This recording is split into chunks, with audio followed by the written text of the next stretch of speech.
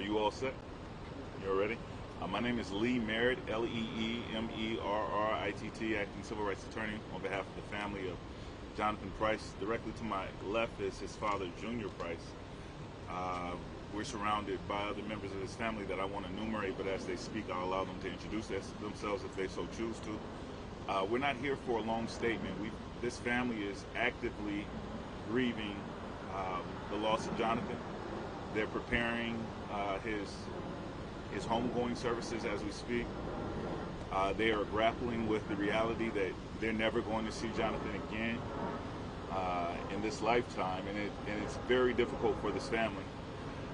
We've heard concern from the community, from city officials. I spoke with the president of the chief of the Texas Rangers earlier, Chief McGraw, and there's concern that there will be unrest.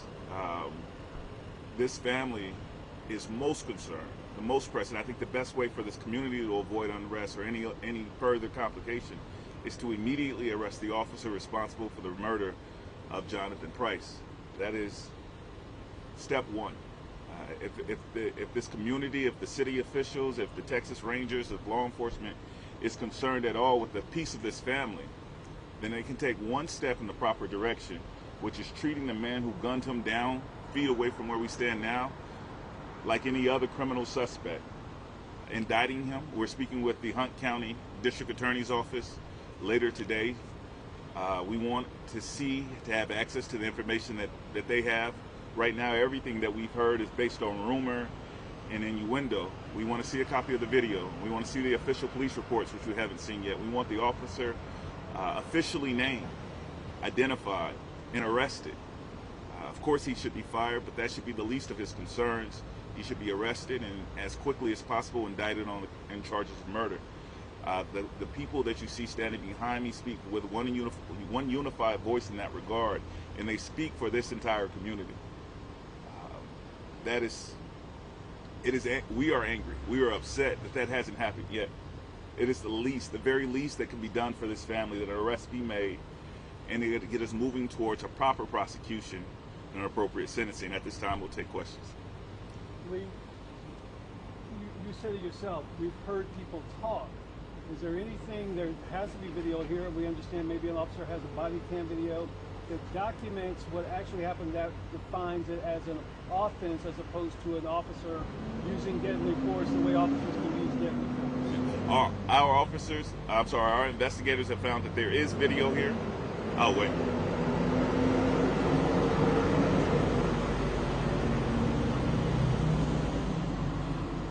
Our investigators have concluded that there was video that likely caught what happened. The owners of this facility have refused to turn it over voluntarily. If we need to go through the legal process to retrieve it, we will. We do understand that they did turn over a copy to law enforcement, to the Texas Rangers investigators, and the Rangers have been clear with the family from the beginning and with my office when we spoke earlier that they want to share with us this video.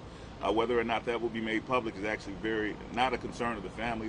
They want to see it and they want to know what happened, but so far those videos haven't been made immediately available. I heard someone say earlier today that Jonathan Price, that there's been so much focus on what has happened to Jonathan Price based on color, but people in this community talk about his character. Is this more about what this officer did to this man because he is a stand-up guy in this community, or he just happens to be another black person in this community? Yeah.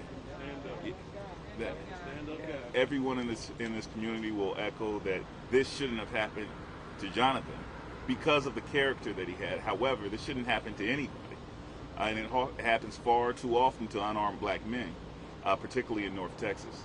And so unfortunately, we can't divorce the race issue from it because statistically speaking, we know that black men are 2.8 times more likely to be killed by police. And those numbers, that's nationally, those numbers are even more severe in North Texas. But Jonathan Price deserves justice. Jonathan Price deserves justice by virtue of his humanity alone. He was a great guy. He was a mentor. He was a hometown hero. He was a motivational speaker. He worked with kids. He did all those things that deserve praise, but that is not why he deserves justice. He deserves justice because he was a human citizen who was not breaking the law, who was gunned down by a police officer. Hey Lee, it's been almost 2 days since this happened. The police have said next to nothing, as you've acknowledged.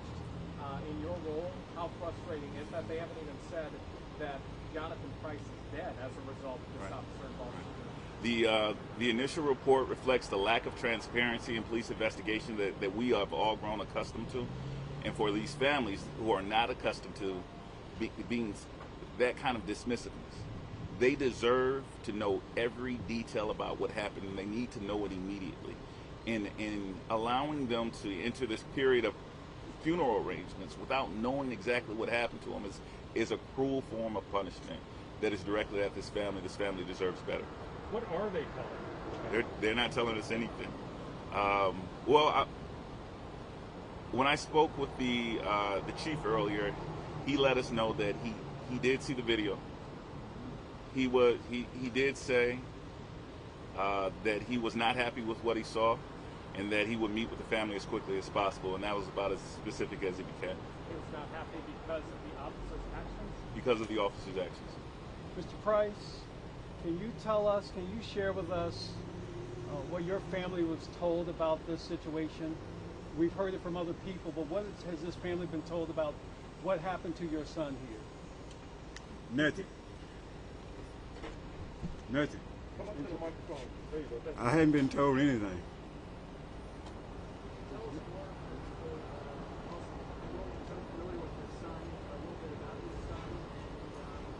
He wants to know a little about your son. The one that's been the last few days has been like. I love my son, and I try to bring him up to do the right thing. And the last few days.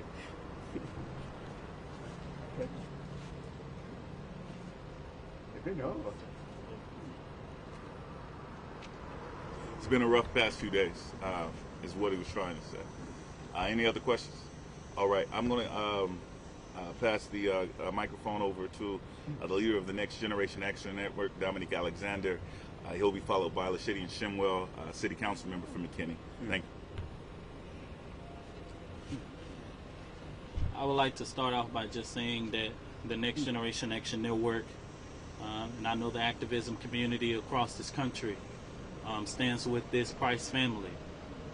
Too many times we continuation of hashtag after hashtag, another name after another name of an unarmed black man being shot and killed by law enforcement in this country, and law enforcement not feeling like they have any responsibility to this family to say what happened to their loved one. Yet at the end of the day, we are here because the levels of injustice that happened, we know based on what the family and so many people in this community have echoed. Jonathan was a mentor, brother, son, a beloved hero of this community. Everybody knew Jonathan. Jonathan loved his community, came back to his community and became a standout guy, reaching back to other kids that looked like him and that other children that wasn't fortunate to get out of Wolfe City. And we've heard these echoes from so many different friends and other friends that have went on to play professional sports at the highest level of their respective sport. Yet at the end of the day, we're steady here again, time after time after time, saying Black Lives Matter. Saying when will these policies, when will the culture of yet policing change? We're not out here because of individuality. We are out here because of culture that looks at our bodies as a target. A culture that does not value our skin. A culture that looks at our skin like a wild menace to society. And yet at the end of the day, the culture of policing has to change. And that's why we say policing, as we know, has to be abolished, because the foundation of it has to change to value our lives. And yet at the end of the day, the Next Generation Action Network stands here with this family as we prepare for tonight's visual. But we want a real echo word. We want everybody across this country to stand with this family. Let the Hunt County District Attorney know that we want justice. We want swift justice. We want this officer arrested, charged, properly charged, and we want him convicted for what he did, for what he took from this family. No family should have to stand here right now like this. And yet even what's a bigger stain on it is they have to stand here and not know nothing more than what you guys know.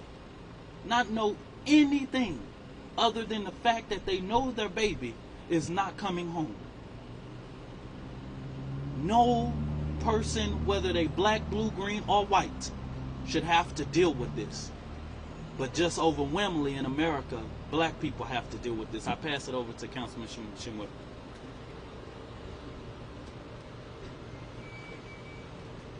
Councilman Shimwell out of McKinney, Texas. And some people say, well, what do you have to do with Wolfe City, Texas? And I tell you, imaginary city lines and county lines do not stop the feelings that we have as black residents in this state of Texas. When we lose one of ours, we feel it no matter where we are in this country. And enough is enough. In October of 2019, I issued a proclamation in McKinney, Texas, after the death of Tatiana Jefferson and Botham Jean. And that proclamation was titled, "A Black State of Emergency in Texas." That lawmakers in this state have conspired and have waged war on black and brown citizens. And we urge other lawmakers to protect its citizens in an effort to stop senseless murders, ones like this of Jonathan Price, to save the lives of individuals like this. And I stand here with the family of the Price family and tell his father, you don't have to be strong. You don't have to stand strong in front of these cameras. You don't have to stand strong. It is okay for your tears and your cries. Your community will be strong for you today. Far too often we tell our black community, be strong. Hold it together. Keep your composure. When trained officers can come to the scene and shoot recklessly, taking the lives of innocent bystanders for no reason whatsoever. So we are here seeking and demanding justice, asking that lawmakers like me, no matter what, stand up and do the right thing and demand justice for Mr. Price. As I read the Facebook post, they say Mr. Price was a good man, an educated man, a man that came back to take care of his mother and his grandmother, to help his community, who left and came back. But it doesn't matter how much education you get. It doesn't matter how much money you get. It doesn't matter if you just comply. When that officer came to here on this scene, he saw a black man and immediately saw a threat. And that is not okay. And we need to change the way that we police. This past weekend, I was in Fort Hood, hearing stories about 12 missing dead soldiers in Fort Hood, 28 from Fort Hood alone and across this country.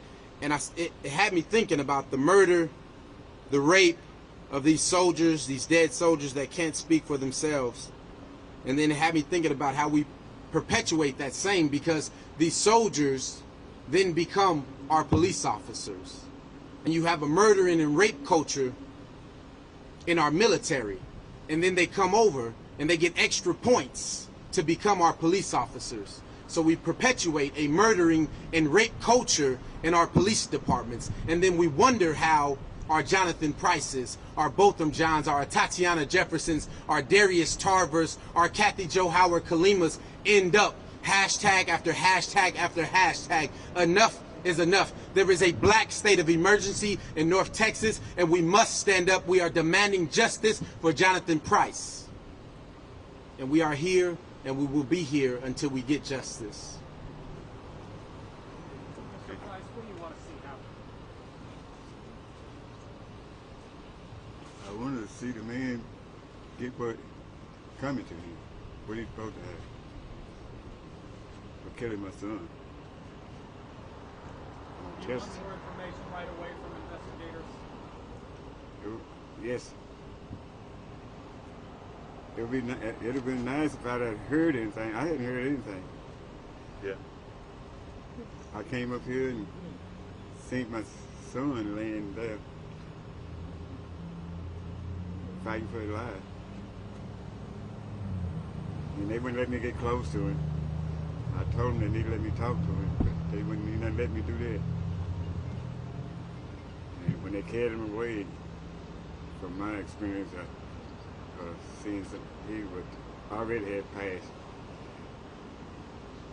I heard the officer left the scene. Someone told me that the officer did not remain on scene after shooting your son.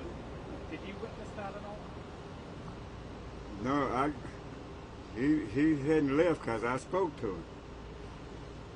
What did he tell you? I shot your son. I shot him. I said, why? I said, who shot Jonathan? He said, I did. And I said, what you shooting for?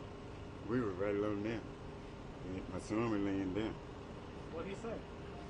He said, get back so we can treat him or something, like that, or something of that nature. Told me to send back. I couldn't come no further. So I went right along over there. You asked him why he shot your son, and he didn't tell you. He didn't say it. He just told me to get back. He'll tell me later. And later ain't got here yet. This Monday.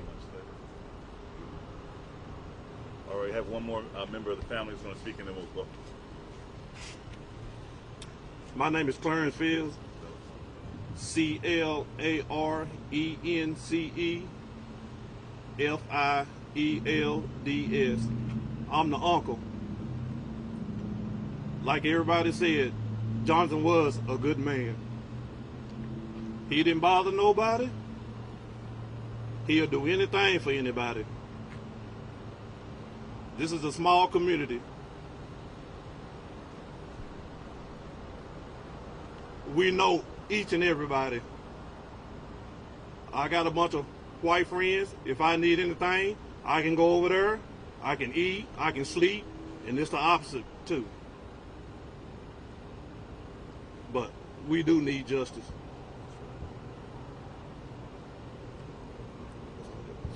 All right, thank you all so much. Does the mother want to say? Mom's not here. Lee, just a quick follow. Mom wanted to come, and she couldn't stand it. She's overwhelmed. Okay. Just a quick follow for you. It's as it is to say, we've been down this road before with the Texas Rangers investigating as an outside entity into police. I think on that one they came back with a decision for manslaughter as opposed to murder. That's right. Any indication at all, where's your trust level, confidence level with the Texas Rangers on this one? I have no confidence in the Texas Rangers, and we're strongly urging the district attorney for Hunt County to launch an independent investigation. Where we have seen cases be successful despite the opposition of the investigators of the Texas Rangers is when you have an aggressive prosecutorial office, aggressive district attorney who will send out their own investigators, gather evidence, and we are calling on the Hunt County District Attorney today to issue an arrest warrant for the officer that killed Jonathan Price. There's no reason that he should wait for a file from the Texas Rangers before that happens. There's more than sufficient probable cause that exists there. We've spoken to enough witnesses. We know that there's video from the store. There's body cam footage.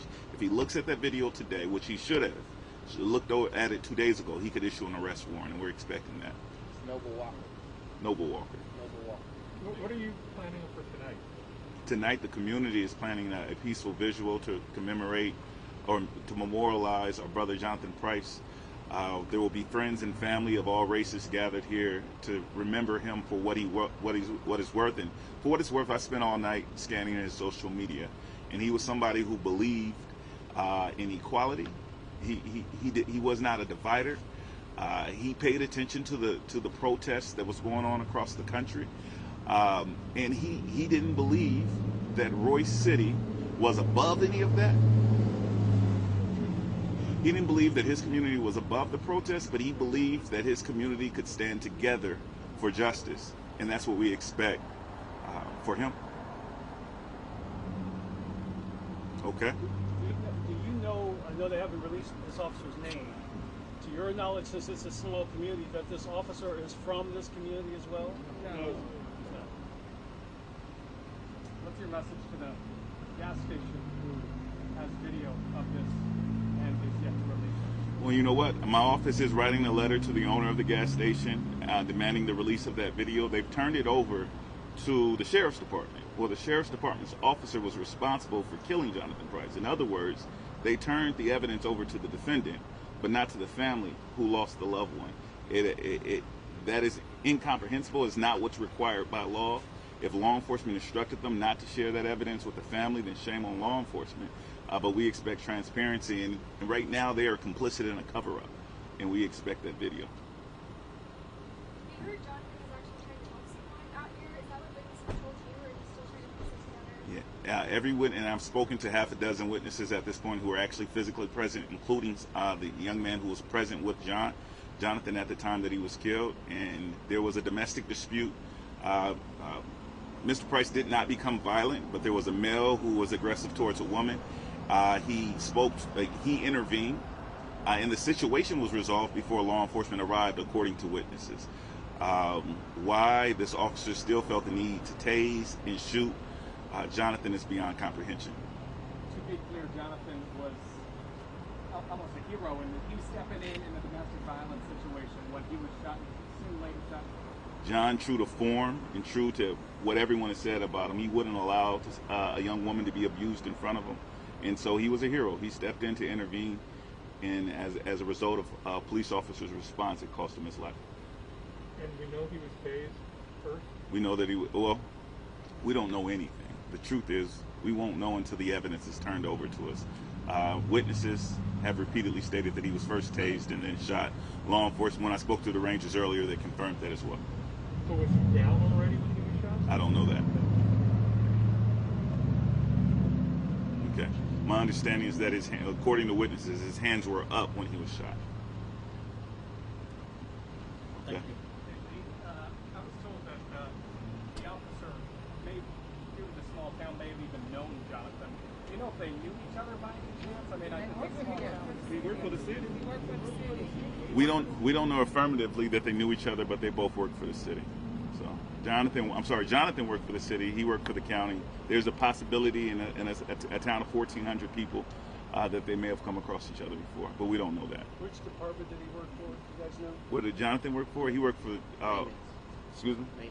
He worked in the maintenance department for the city. Is that right? Yeah. Do you know what he was doing? What he was doing? Kind of odd jobs, whatever maintenance required from around the city.